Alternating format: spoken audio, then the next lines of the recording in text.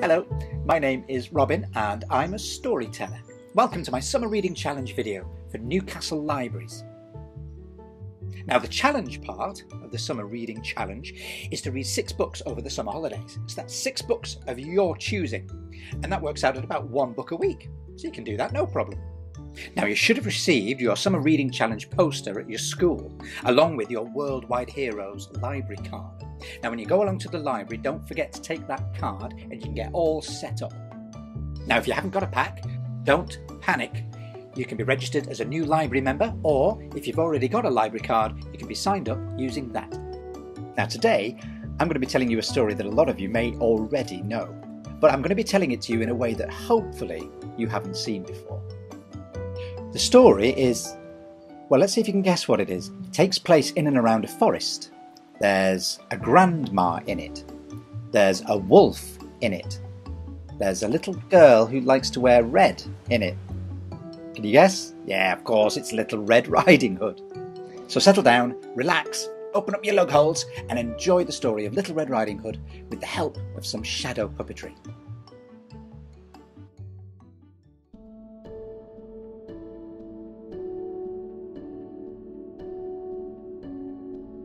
How do all good stories start? Oh, I know. Once upon a time,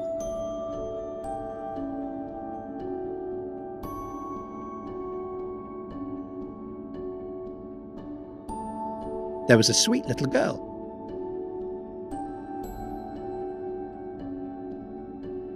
And everybody liked her. None more so than her grandmother.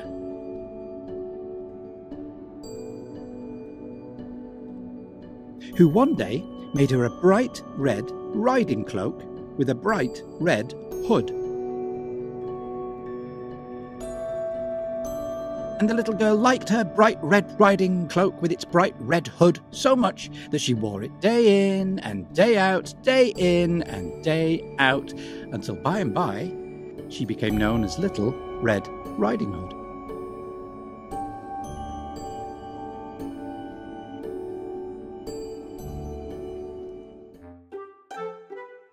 She lived in a house near a forest.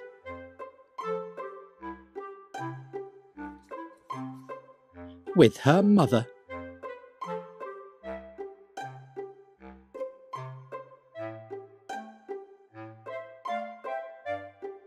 One day, her mother packed a basket full of food for Little Red Riding Hood to take to her grandmother, who lived on the other side of the forest.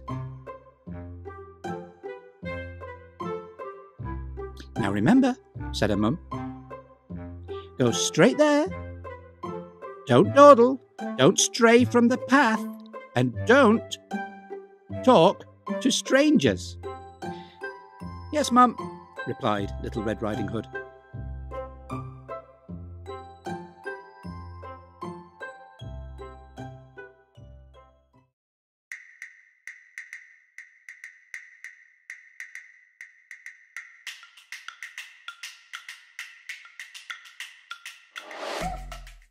Little Red Riding Hood was about halfway through the forest when what should step out onto the path in front of her?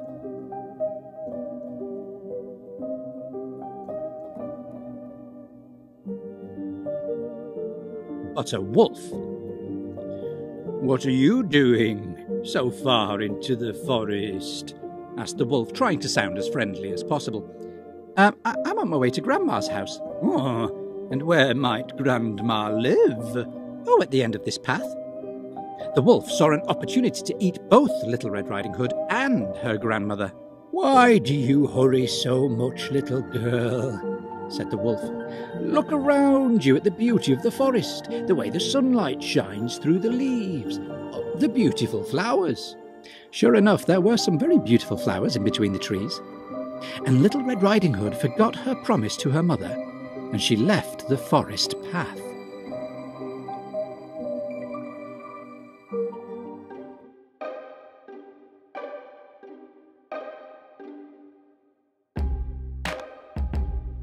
For the first time, Little Red Riding Hood really looked around her at the forest.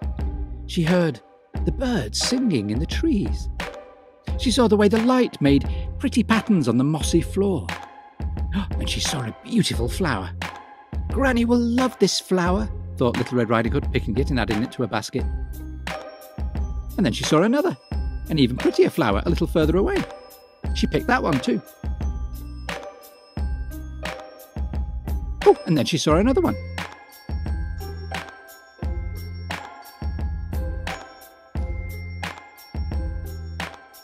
Oh, and another.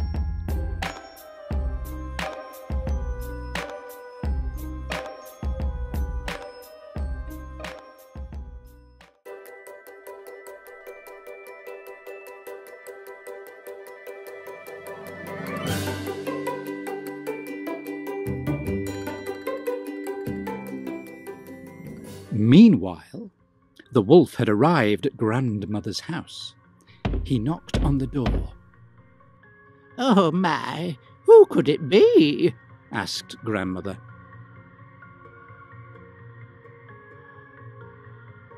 "Oh dear, oh my."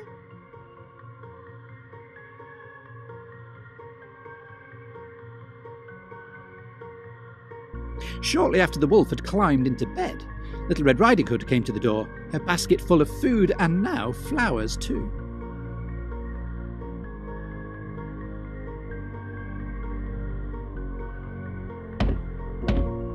The wolf tried to copy Granny's voice. "Oh my, oh my, who could it be?" "It's me, Granny." She could scarcely recognise her grandmother. "Your voice sounds odd, Granny." Yes, I've got a cold." "Grandma, what big ears you have." "All the better to hear you with." "Grandma, what big eyes you have." "All the better to see you with."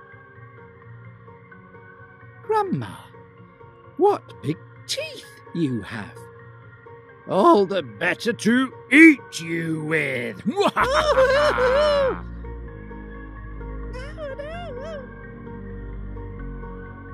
Now, it just so happened that a woodcutter was passing by and heard the commotion. He often popped in on Granny because she lived on her own and he wanted to make sure she was okay. And he chased the wolf away. "Oh, no! Oh, run! Oh, get you! Go on! Run away! Get out of it!"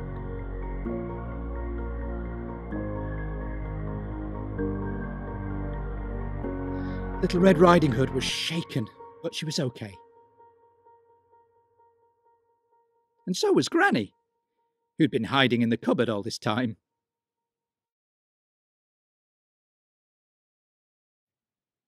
Together they ate all the food Little Red Riding Hood had brought.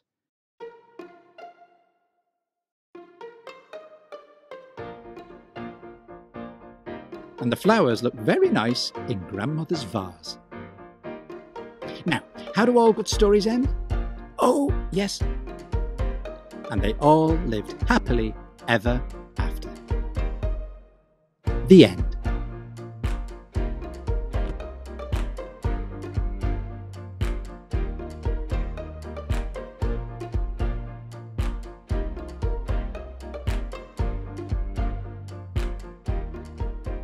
Well, that was the story of Little Red Riding Hood. I hope you enjoyed it, and I hope you enjoyed the shadow puppets as well. Now, the baddie of the story is a wolf, isn't it? But are wolves really as big and as bad as people like to think they are? Well, let's find out with my 6 interesting facts that you may or may not already know about wolves.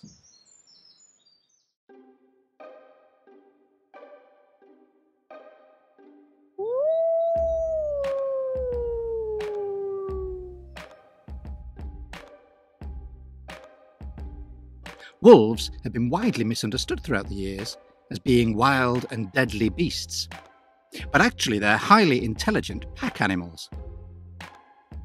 They are the creatures of myth and folklore, appearing in many stories. You may know some of these. Little Red Riding Hood, of course. Or another fairy tale, The 3 Little Pigs. There's novels, like The Jungle Book, Or this one. The Lion, the Witch and the Wardrobe. And there are fables like The Boy Who Cried Wolf. But do you know some of these facts? 1. Once a wolf has found a mate, they stay together for life, which is nice. Only the pack leaders do this, however. The less important wolves just help to raise the babies. Oh, here's a wolf puppy. Cute. 2. Perhaps the most well-known characteristic of the wolf is its howl. Arr, arr. They do this to communicate with each other, find out whether a wolf is alone or in a pack, whether to attack or retreat. 3. Wolves are fast. They can sprint at speeds of 36 to 38 miles per hour for short distances. The fastest recorded human, Usain Bolt, has clocked a top speed of 28 miles per hour. That's 10 miles per hour less than your average wolf. No wonder the wolf got to Grandma's house before Little Red Riding Hood. 4. Wolves can eat a huge amount. As much as 9 kilograms, that's as much as 3 bricks in one sitting. That's why when we eat a lot quickly, we call it wolfing our food down. 5. Our doggy friends are descended from the wolf. Many thousands of years ago, humans and wolves started to share homes together, and we've been friends ever since. Many dogs don't look very wolf-like anymore, do they?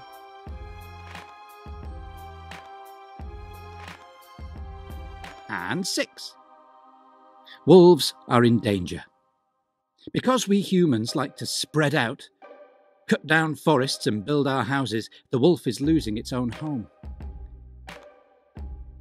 But they can still be found in national parks in places like North America, Northern Europe and Russia. The last wolf went extinct here in Britain, when people looked and dressed like this, in 1760. My next story is a folk tale all the way from China. Now, I don't know about you, but I really enjoy gardening. I love seeing plants and flowers growing up from all the seeds I put into the ground. And this story is about a little boy who also, like me, really enjoys gardening. So, if you're ready, sit back, relax, open up your lug holes and enjoy my story. It's called The Empty Pot.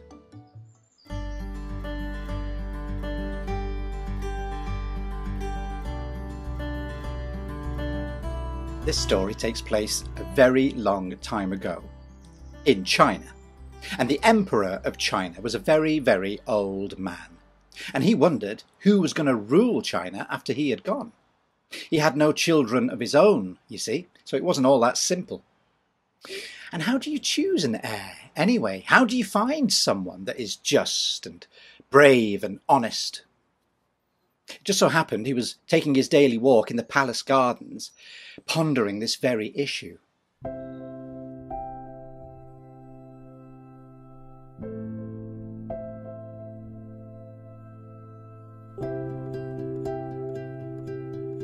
He looked fondly at the lovely flowers waving in the gentle summer breeze,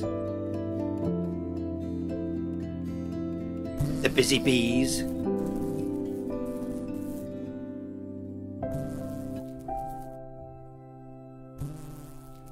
and the gardeners hard at work.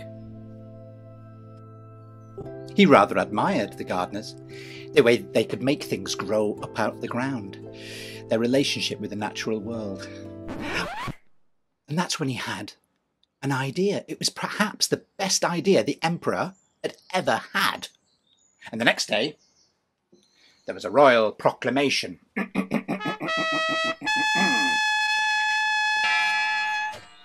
By royal decree, any child wishing to become the next emperor of China must visit the palace tomorrow morning and take away 1 seed.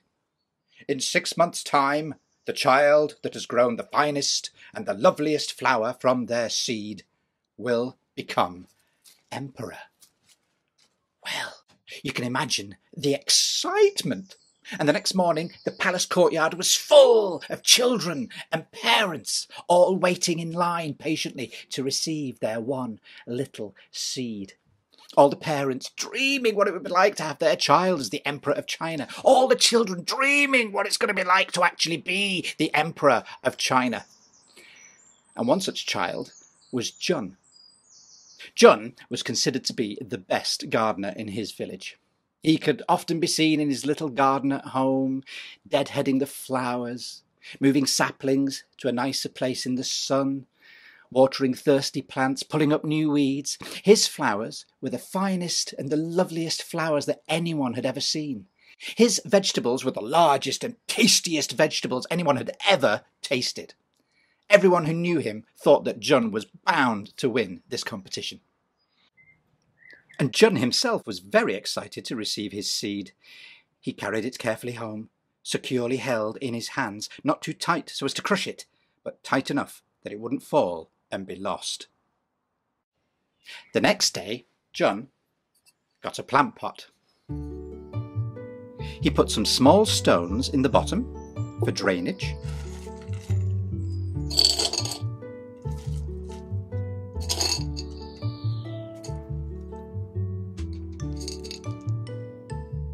He filled the pot with his best soil.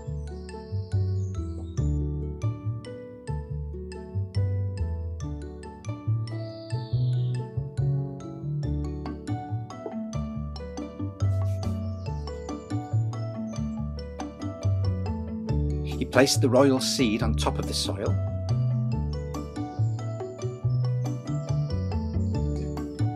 And placed a little soft compost on top.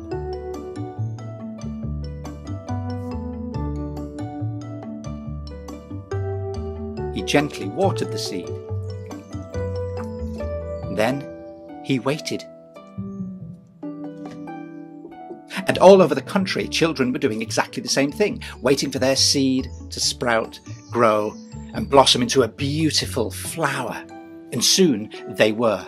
Little green shoots began to appear in all the plant pots. Hundreds and hundreds of flowers started to grow.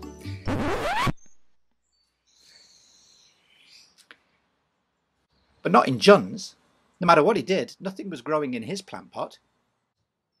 All over China, children were moving their pots into the sunshine, giving them a little bit of water, building a protective wall around them just in case any other child might accidentally or not so accidentally knock the pot over. And soon, big green leaves started to appear on hundreds of plants. But not Jun's. He was very confused. He knew he'd done nothing wrong, but still his pot was empty of flowers. He carefully changed the soil in case he'd used bad compost. He moved it to another spot in case it wasn't getting enough sun. He checked for beetles in case they were eating the roots. He watered it more. He fed it plant food. He was at his wit's end. 6 months passed, and the day came for the children to take their plant pots to the palace, to be judged by the old emperor himself. So they all put on their best clothes, and they carried their pots, each with a beautiful flower in it, through the palace gates and into the courtyard. Jun was there too. Despite his best efforts, despite caring for it every single day, his pot was empty. Well, it had some soggy compost in it. He had nothing to show. He felt so ashamed. And everybody either felt pity for him, that this brilliant gardener had been unable to grow anything, or they mocked him. What a stupid boy for bringing an empty pot. Then everyone fell silent. The emperor had arrived.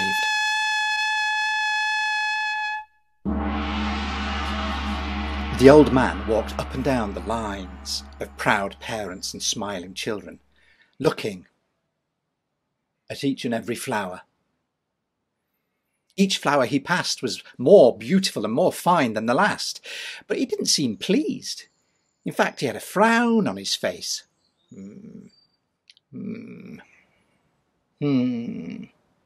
Everyone looked at each other. What was the problem? Eventually, the emperor arrived at Jun. The emperor looked down at Jun's empty pot, and his frown turned into a scowl. "Why have you brought me an empty pot, young man?" asked the emperor. John looked up. "I don't know," he said. "I don't know why it didn't grow. I did everything I usually do. I fed it, I watered it, I put it in the sun. I feel so ashamed. I brought it to apologize." The emperor was silent for a while, and then he turned and addressed the crowd. "The seeds that I gave to each and every one of you 6 months ago had all been cooked in an oven. And no plants will ever grow from a cooked seed." Then the emperor continued, "You've all cheated. Every single last one of you. Well, all except this young man here. He's the only one honest enough not to cheat and brave enough to admit his failure. And so," he said, turning to John, "I will reward him with the whole kingdom and make him Emperor of China." And he did.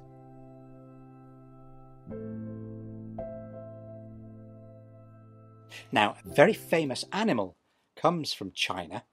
It's called the giant panda. And I'm sure you must have seen pictures of one, or even seen a real one, perhaps, in a zoo somewhere. But do you know the following interesting facts about this shy black and white bear? 1. A panda's favourite food is, of course, bamboo. And they eat a lot. Every day, one panda will eat 12 kilograms, that's 27 pounds of the stuff. That's about the same as a big tin of paint. Or a 2-year-old. To eat this much, a panda must munch away for 10 to 16 hours a day. 2. We humans have something called an opposable thumb. That means we can touch each of our fingers on the same hand with it. It helps us hold things easily. A panda doesn't have an opposable thumb, but to help it keep hold of the bamboo, it has an extended wrist bone, which pretty much serves the same purpose. 3. Pandas are 99% veggie. They are bears, though, and bears, like humans, are omnivores. Being an omnivore means you can eat meat and vegetables and eggs and, well, pretty much anything, really. Pandas can also eat beans and eggs and even small animals. 4. Unlike most bears, pandas don't hibernate in the winter. When it starts to get cold, they move further down their mountain homes where it's warmer, and they continue eating bamboo. 5. When they're born, pandas are pink and no larger than a mouse. 6. Pandas poo about 40 times a day.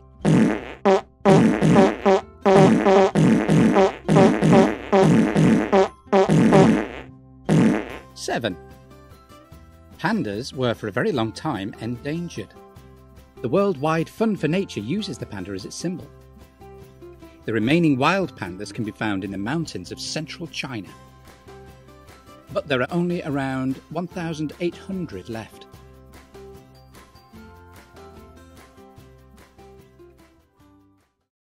And that's it. Thank you so much for listening to my stories. Remember to visit Newcastle libraries, won't you, for more stories and more books. Oh, and to join in with the Summer Reading Challenge too. Goodbye.